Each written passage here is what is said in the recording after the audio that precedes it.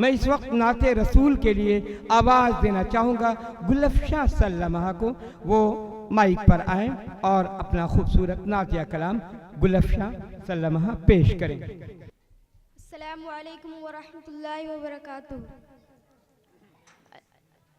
اللہم صلی علی سیدنا و مولانا محمد۔ اللہ پڑھتا ہے درود اپنے حبیب پر، رحمان جو کرتا ہے وہ تم بھی کیا کرو۔ اللہم صلی علی سیدنا و مولانا محمد۔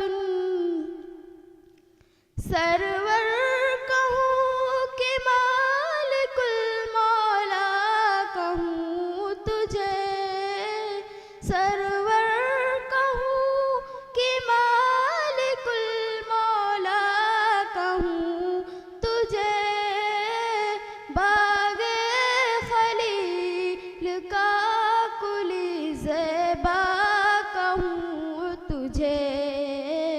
اللہم صلی علی سیدنا و مولانا محمد۔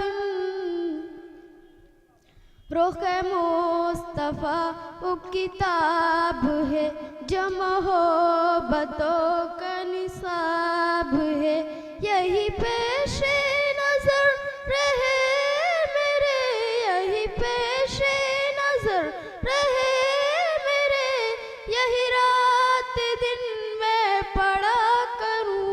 اللہم بہت اچھی صلی بات، سبحان اللہ، بہت خوبصورت کلام پیش کر رہے ہیں۔ سیدنا و مولانا محمد۔